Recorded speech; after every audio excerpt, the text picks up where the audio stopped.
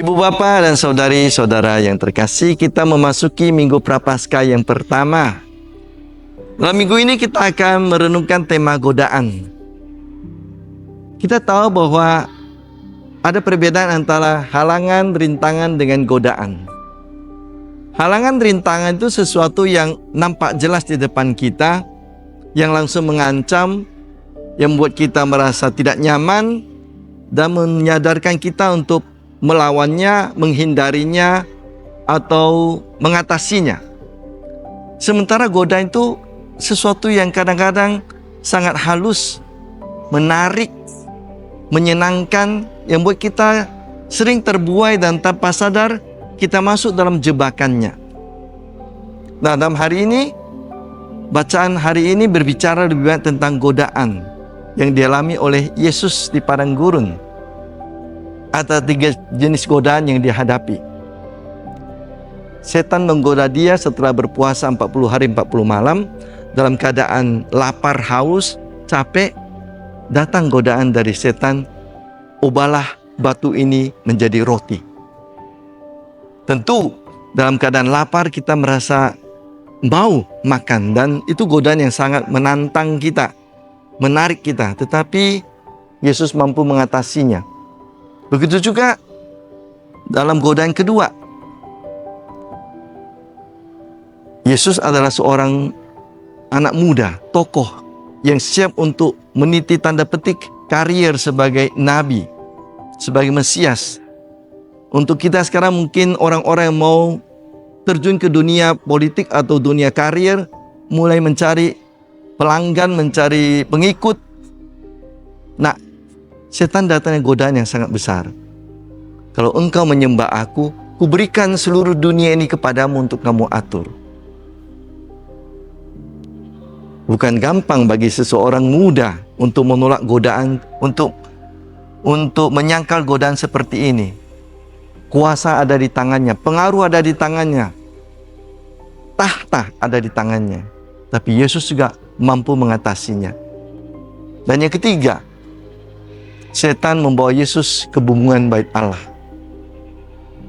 Loncatlah dari bumbungan bait Allah yang tinggi ini, engkau tidak akan jatuh, sebab ada malaikat akan menopang engkau.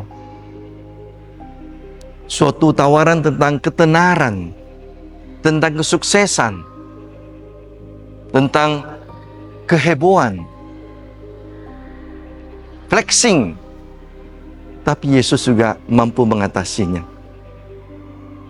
Mengapa Yesus sanggup mengatasi godaan-godaan seperti ini yang begitu menarik, padahal ia dalam kondisi lemah, sangat perlu dukungan, sangat perlu makanan, sangat perlu harta, sangat perlu pengaruh.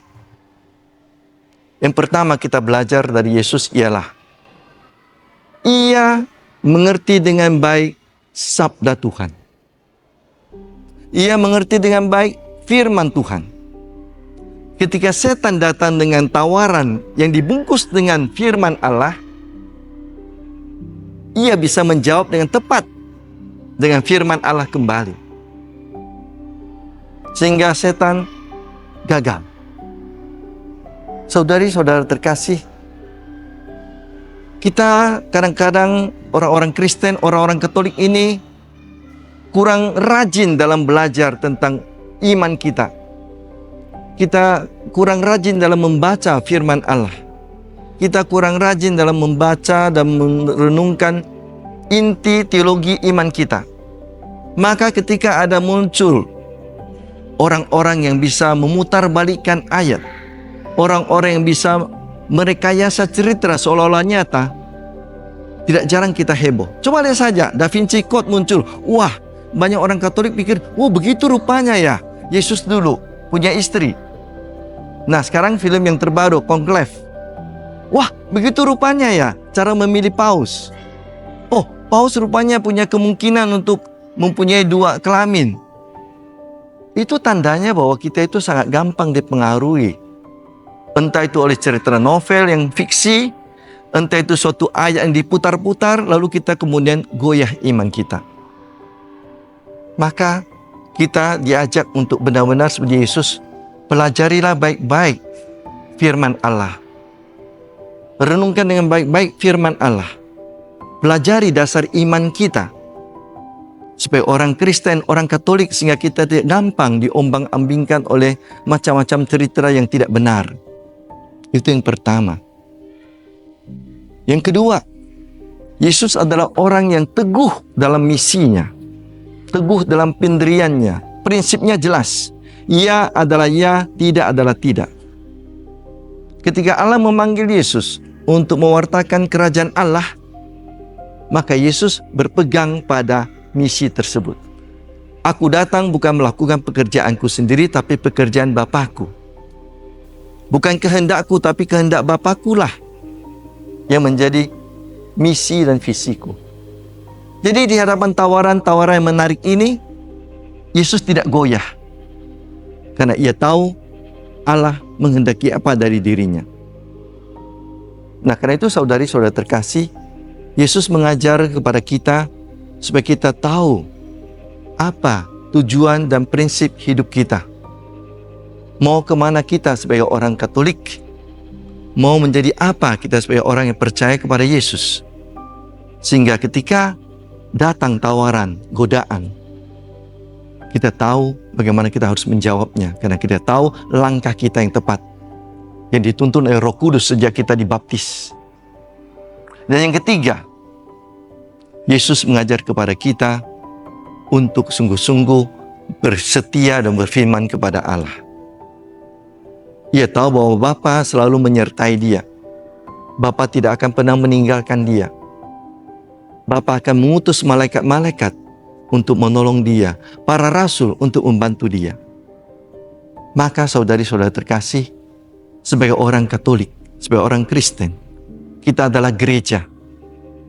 Mari kita saling membantu, berjuang berjalan bersama. Terutama seperti dalam tahun jubileum ini, tema kita adalah peziarah dalam pengharapan.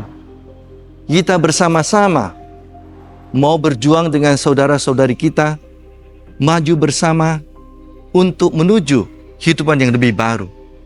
Berharap bahwa kita sungguh-sungguh bisa menjadi anak-anak Allah yang baik, anak Allah yang menyenangkan hati Tuhan, yang memuliakan Tuhan. Dengan ini, kita semua akan diajak, dibantu oleh Roh Kudus untuk semakin kuat menghadapi godaan dan tantangan di depan kita yang begitu banyak dari dunia, yang menawarkan kenikmatan, menawarkan kesenangan, menawarkan kuasa, tahta, harta, tapi dengan cara yang tidak sehat. Semoga sungguh kita bisa mengisi masa Prapaskah, masa berahmat ini dengan hati yang lebih tulus, hati yang lebih jernih, sehingga kita mampu merayakan Paskah dengan penuh sukacita dan bahagia. Tuhan memberkati.